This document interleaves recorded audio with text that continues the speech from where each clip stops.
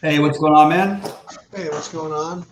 Hey, how was the weekend? So, congratulations again on the both wins. I mean, we had one on Thursday, and then you did really well in that thing. I know you put a lot of Yeah, thought. let me tell you, like I needed a vacation. I mean, I talked about this a little in the live stream. I spent more time on that MMA qualifier from Yeah, all the different times I had to qualify to the sweating my lineup builds like all week long for the second to last one. Dude, I've been sweating that lineup from this past Saturday literally like for 2.5 weeks. I've been going back and forth on it before the odds even came out because they announced in advance who the fighters are going to be and stuff. yeah. And then I went back. I watched, absorbed more content. Like then I found freaking more MMA content out there that I didn't even know existed. And just I was down to a couple of 2x2s right down to the end. Um, I was very calculated, and then I was completely satisfied at the end of the day with what I did, and ended up having some really really good leverage in a fight later on in the card. Which if that had come in, I would have been in contention for first, honestly. Yeah. But it was sort of 2-1 favorite, underdog. I didn't expect it to win. And then after that loss, it looked like really grim. And then I got really fortunate. Some fighter that a couple of people owned busted, and then another total fight busted. It was the equivalent of two high owned pitchers getting rained out, um, which helped me. And so I ended up like sort of laddering or being in a position to get third if the main event worked out the way I wanted it to, which it did. So that was really big. I was 100% right with what the two multi-entry people were going to do. I knew exactly how people were going to play, and I played leverage on that one key fight, and I took the lower owned guy, and he totally smashed. So I was very very happy with it. And listen, I was disappointed I wasn't able to go, obviously, but next time. Yeah. Um, and yeah, and obviously we talked about the baseball already next week. I'm ready to get back into this. So I have a question. Yeah. What are you doing with Strider and Verlander? That's what I want to know. So Strider, I have as my main pitcher on FanDuel. On DraftKings, I'm not using that much of him. Um, and where I'm using him, I'm playing Castillo also. Just double spending up in those. But I'm higher on Heaney and Cease slightly than I am Verlander, just because one, I think the strikeout upside is tremendous, and I think that they will be they're going to be owned. I mean, like both, whatever's going to be owned. It's kind of weird the projections like have the ownership so spread out, which I wasn't really. It's spread more out throughout the day. Like Strider originally, it was looking at like 45% ownership, and now everything is sort of more in the 20s. Initially, that was partly why I like Cease and Heaney because I thought they would be lower owned, and I still think they might be. But I thought that playing for upside, that's sort of the general Cease, Heaney, Verlander, and Reed Detmers are sort of Well, the main. I'm glad you said it. That's pretty much precisely what I said when I did the live stream today. Yeah. That although Verlander on a point per dollar basis, looked better than all those other SP2s, the K upside of say Cease and Heaney made me want to play them more. So we're on the same page as far as that goes. Where Yeah. do you put Detmers in this mix? Just behind them. Yeah, I Just think that's fair. just a little. He's been really, really good, and he deserves a little credit. The White Sox, as we know, hit lefties much better than they hit righties. And it wouldn't surprise me if he struggled tonight. And I don't mind getting some White Sox in where you're not playing Detmers. What are you doing about as far as Yeah, stats? so I don't know. So first of all, the hitting I'm not as concerned about. I can go a lot of different ways with hitting. I'm really trying to make the. I can play the Mets. I can play the White Sox. I can play the Orioles. Like, you know what I mean? Like there's all kinds of stuff I could do. But what I really want to kind of hone it in on is the pitching because I had several different builds I was going to do. Like listen, when I run SaberSim, I get like 80% Strider, like 1,000,000% Verlander, and then the Cease and whatever. I had a build which I was really going to consider where I just basically X'd out both Strider and Verlander Mm-hmm. and I just kind of rolled with the rest. And then I was going to consider even going even further and just Xing out Castillo also and just going with the mid range cheapo, just the Yeah. Haynes, Cease, Detmers, and just kind of just roll with it that way.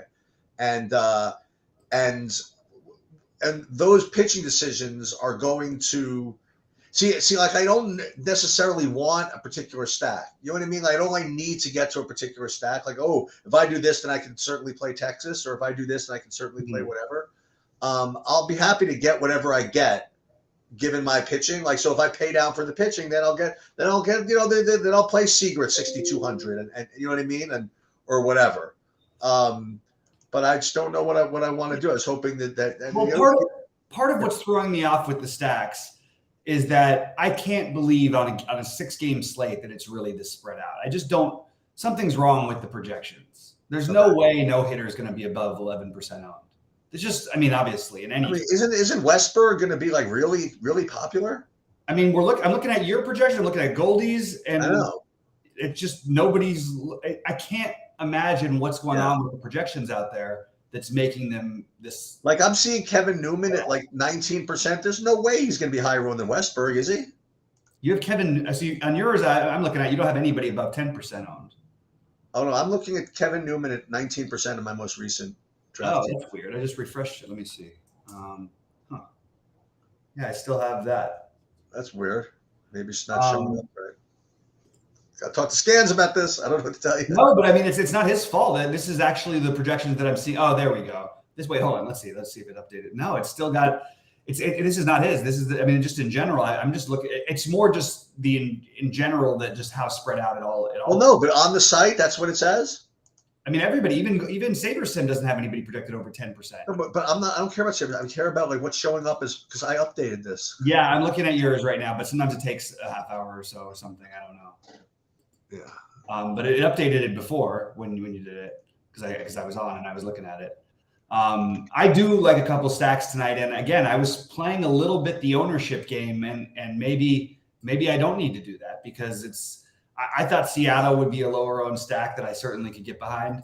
I like trying to attack Trevor Williams when I can because I think that he gives up home runs. He can. I'll be right back. I got to get online. I got to see this. All right, and then the other stack that I'm probably heaviest on is Texas. It's just a little bit hard to get them in, which also leads more to the middling pitcher build. I don't mind Atlanta, the Mets, Baltimore, but I'm not getting to as much of them as I am Texas and Seattle as of right now. And then the other team I like for value is Detroit. If you're not playing Heaney, I think playing Detroit is a pretty good idea. We know the deal with Heaney. We've been through this a million times, and I personally will probably just be very, very high on that Detroit side. Yeah, I had Detroit as like my main stack in my big buy-in for like why not? several hours today. Yeah, I have no problem with that. I mostly have them as mini stacks, but I do have some full stacks, and I think that it's obviously completely reasonable. Just so everybody knows. Yeah, now I thought I was hallucinating here. So in my projections, I do have these guys as high owned. I thought somehow it didn't log in there. So hold on, I'll show you. So entire screen. Yeah, I don't know if it made the Saberson whatever. Here's right from the site. I mean, we're getting Newman at 19%, Hayes at 17%. So I don't know what you were. Anyway, I'm looking at SaberSim right now. So it didn't go to SaberSim then. I don't know. Yeah. It just didn't go to SaberSim apparently. But even still, even with Goldie's projections, which I mean, these are pretty awesome usually, and it's just really weird to see something on like it's impossible that everybody's going to be like 7 to 10% owned, and that's sort of what seems like the industry is saying, and that just can't be right.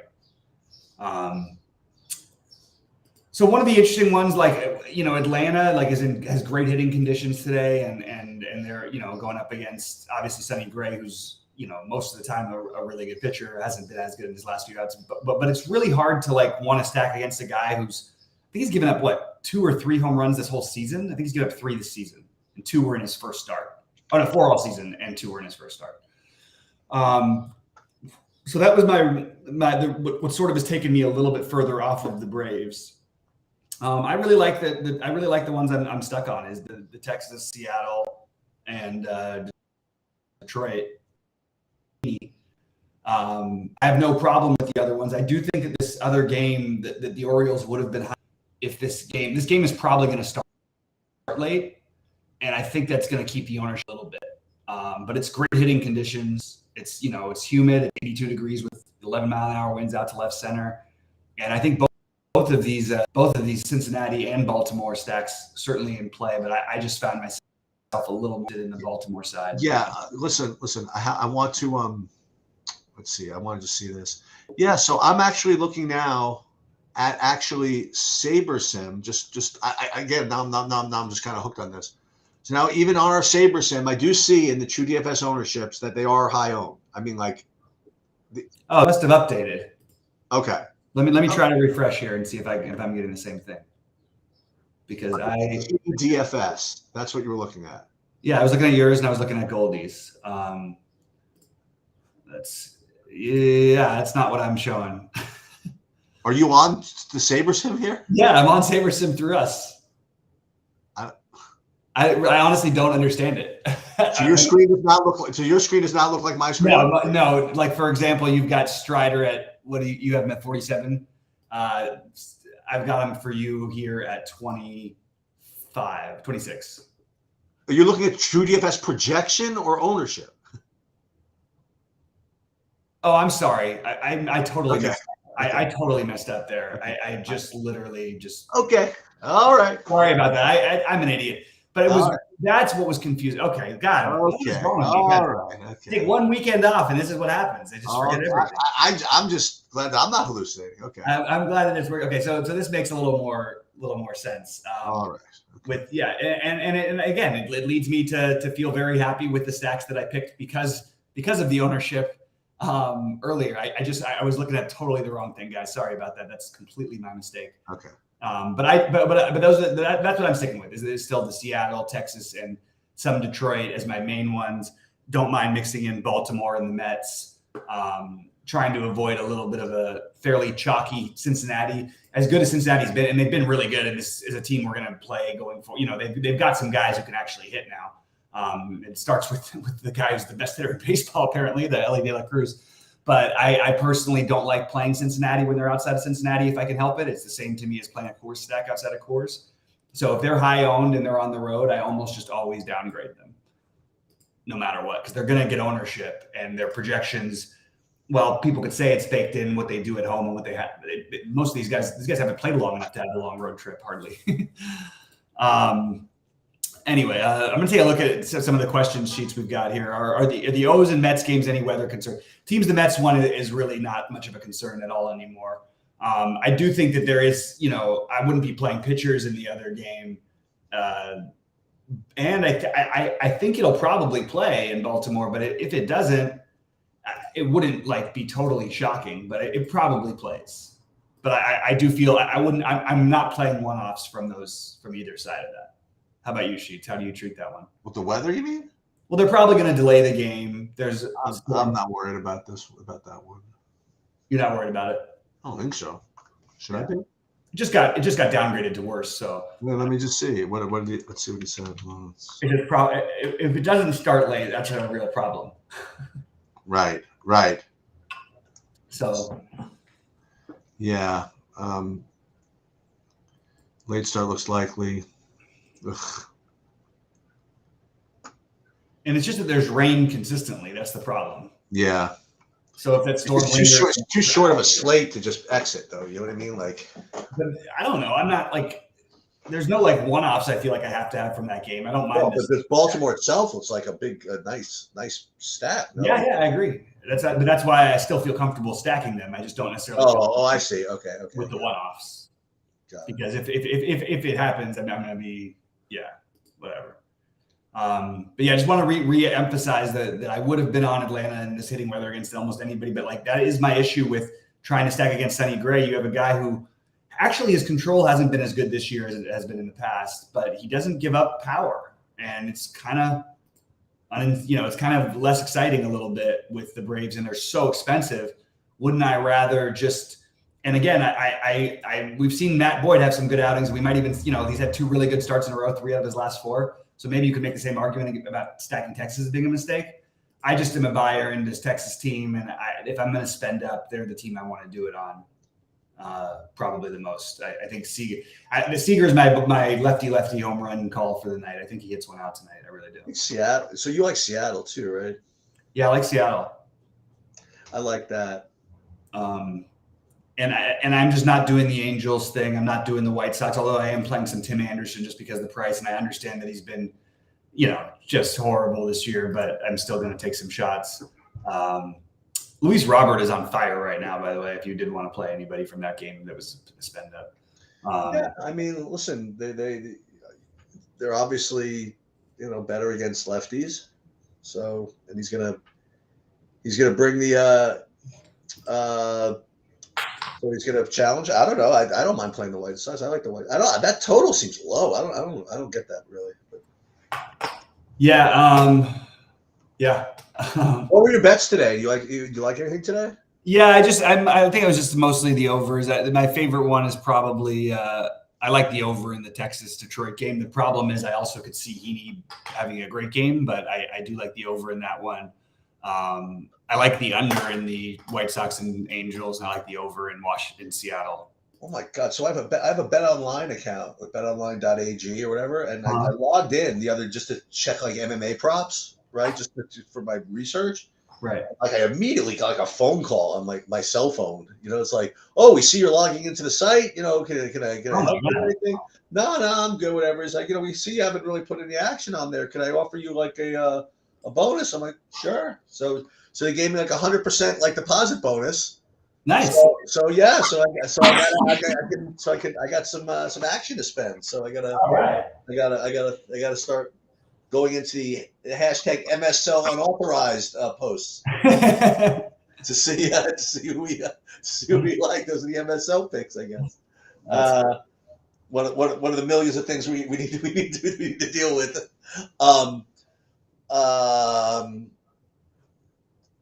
Yeah, I guess. Yeah, I'm just taking a quick look about something with Atlanta here. I did want to give Atlanta this is the best. They have the highest OPS of anybody against right-handed pitching, and it is. That's why I'm not playing Sonny Gray, but it's a tough team to fit in, and without making some sort of weird sacrifices. Also, it's not their best lineup that they're putting out there today, with no Sean Murphy, who's probably been their second best hitter.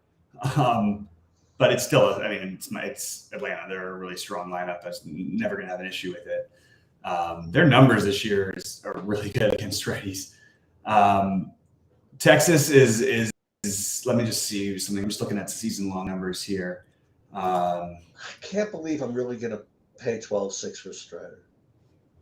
How about Atlanta and Texas? It's pretty crazy. They're 1-2 in both against lefties and righties. Strider, by the way, you have every reason to. By the way, if you want to make a play, like if your lineup feels a little bit chalky and you're not playing Strider, just play Max Kepler or something. You know what I mean? Play a bat against him. He gives up home runs, man. A lot of them. Yeah, it's kind of funny because you look at that game and we always want to stack obviously with the hope for home runs. And Strider basically gives up home runs at 3 times the rate that Sonny Gray does, but he's facing it's just such a weak offense that they have out there today. Is it? Well, there's no Buxton's not playing. Oh my God. So yeah, I guess I'll just roll with it. I don't know. I'm still going to be well below it. I have 20% of them on DraftKings, and I have him as my pitcher on FanDuel. That's where I'm going to be with it. And yeah, you have a fun. It's a great matchup. It's literally it would be really hard for me to play Castillo and not play Strider also, just because of how good the matchup is for Strider. And Castillo's going to get 20 minimum. He is. The only issue is just you have the team that doesn't strike out at all. No, I know. That's why he's going to get 20 instead of 30. Right.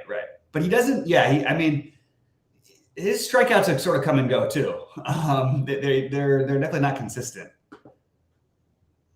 But yeah, I hear you. I think he probably. No, I know, but he'll pitch freaking 100 pitches in 7 innings and give up no runs and maybe 4 or 5 strikeouts. He'll give up a run or 2 maybe. You think so? Maybe, yeah. But yeah, I think what's their run total? 3.3. Yeah, I guess. Also, I did want to mention just again about the stacking thing. Like, this is another night where I think it's totally fine to do a 4-4 or 4, more than on a big slate. I just think that these are the kind of ones where it makes a little more sense to do the 4-2-2, the 4-3-1, the 4-4, all that stuff.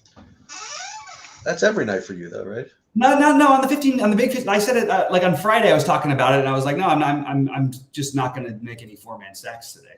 It just depends on the day for the most part. What odds can I get on the Castillo shutout here? Let's see. Castillo shutout? You mean he's going to? I think he's going to give up no runs. How about that? Let's see what I can do. Well, but you won't be able to bet him for a shutout though, unless he pitches. Yeah, I don't know. That's what I'm seeing. What can I get? Let's see. Let me share this. All right, let's see. Let's just see, just for the hell of it, what kind of action they put out here. All right, so pitcher props. There you go. Luis Castillo. What is this? A number of outs? Is that what it is? 16.5? Is that what this means? Outs recorded 18.5 to record a win. He's minus 115 to record a win. How is he minus 115 only? That's weird, don't you think? I mean, what the hell? How is that possible, really? They think that. I guess they think. How can Trevor Williams be plus 230 and he be minus 115? They don't think that maybe it'll be 0-0 after 5 and he doesn't get the win or somehow. Just seems like a strange line. Yeah. Here's the one that concerns me. Maybe Castillo over 1.5 walks. That's where I would be concerned. Let's see. The only thing is you have a team that doesn't walk at all. Oh, they will.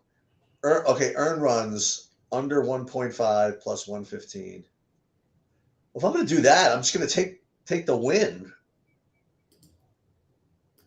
Wait, yeah. I could play Castillo under 1.5 runs plus 115. No, just take if I were you, I would play the win there if that was the. Or I could play yes to get the win minus 115. You are relying on Seattle scoring, but they're not going to score anything on Trevor Williams. Is that what's going to happen? I mean, I hope not because I'm playing them. I really hope that's not what happens. No, so I can't. So what I got to do is I got to bet it on. I got to put it on my free play. I got to make sure betonline.ag has that too. Yeah. Yeah, it's an interesting. It's an interesting. I like I've had. I think Monday has been my best profitable day of the MLB season. I always have a good Monday. It seems like, but. Partly these small slates, I just think there's room to get a little bit creative, and it, really can't be wrong on the big slates. It's just there's just so much more variance. I think that I don't know. I like these. I like the way these small ones have been playing. There's some cheap bats I was going to throw out there that, in case people are looking at for him, Vogelbach, Aaron Hicks. He's batting cleanup for Baltimore today, by the way, so that's an easy part of the stack, I guess. Mike Ford, I'm using in my Seattle stacks at 2.1.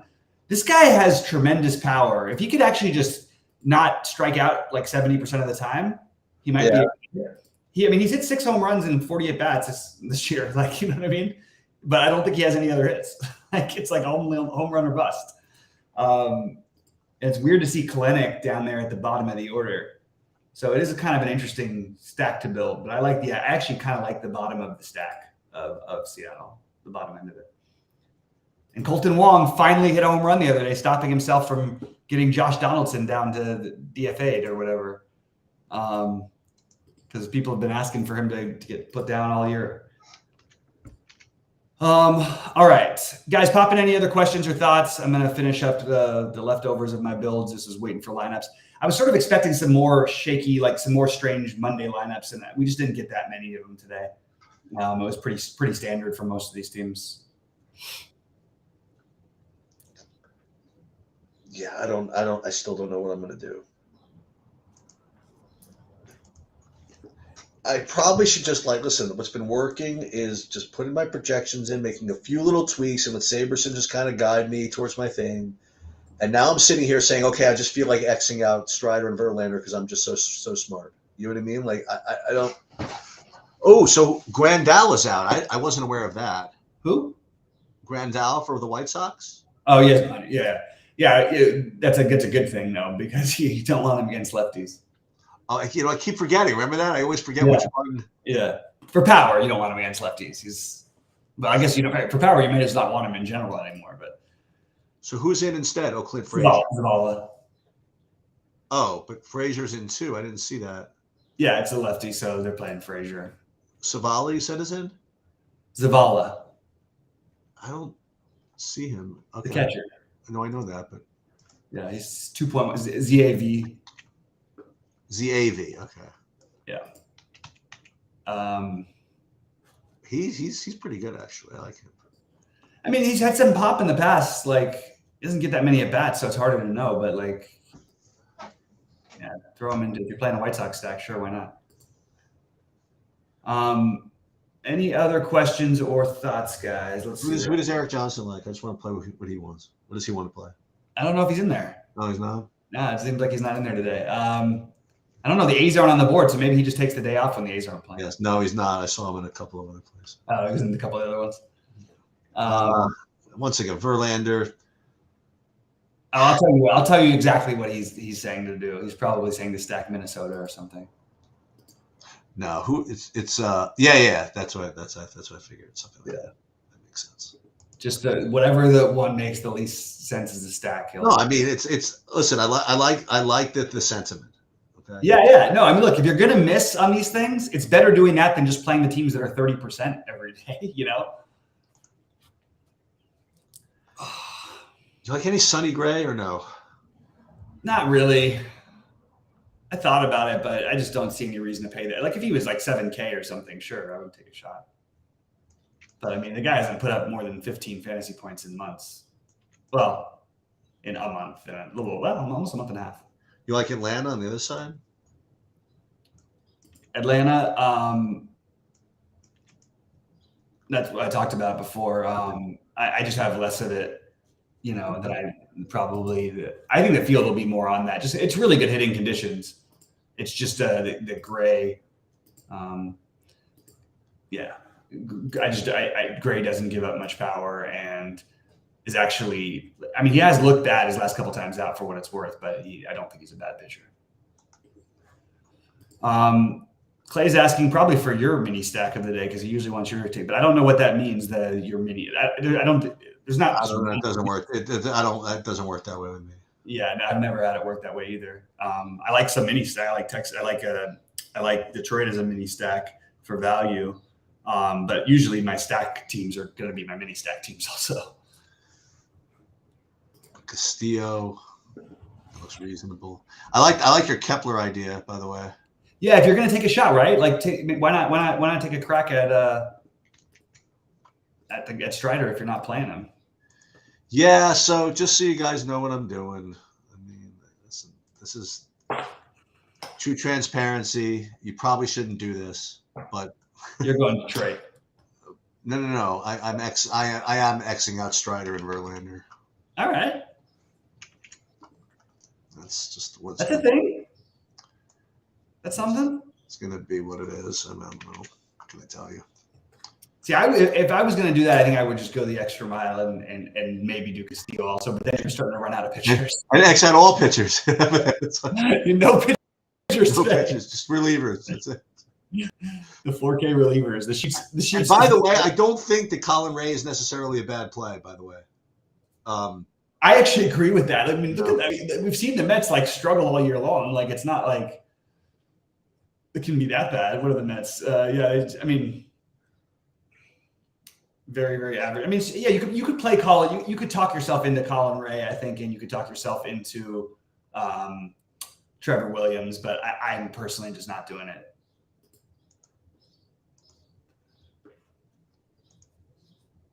The one that's kind of interesting that I would have considered actually too was I think actually Cole Irvin would have been in consideration for me as well if I was gonna go really low, just because I just don't like. That's why I'm playing Heaney and Cease. I really feel like even Strider has to get so many points if your bats get there. You know what I mean? Like so many points. He's so expensive. It's not like we're talking about a 10K guy versus an 8K guy. It's a 12-6 guy. You know what I mean? It's a whole different price tier. And he's looked borderline human, almost human. He definitely gives up those home runs. I've always thought it was a really good sign for modern day pitchers. Like, you want pitchers that give up home runs, like as real pitchers, because that's actually a sign of quality pitching, in my opinion. Oh, so Moustakas is on the Angels. I must have missed something. I didn't realize he was even on the Angels now. Yeah, I missed that. Who do you like? Who do you like the catcher today? Who do you like a catcher today? Catcher, I like the entire Texas-Seattle game.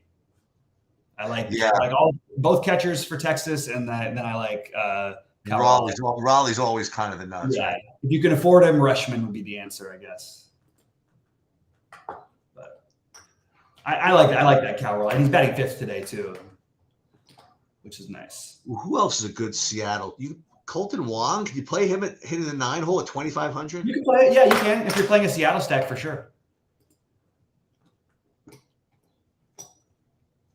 Let's see. I actually have yeah. I think it's fine. I mean, he's been terrible, but he finally hit a home run the other day, so you feel a little bit better about him.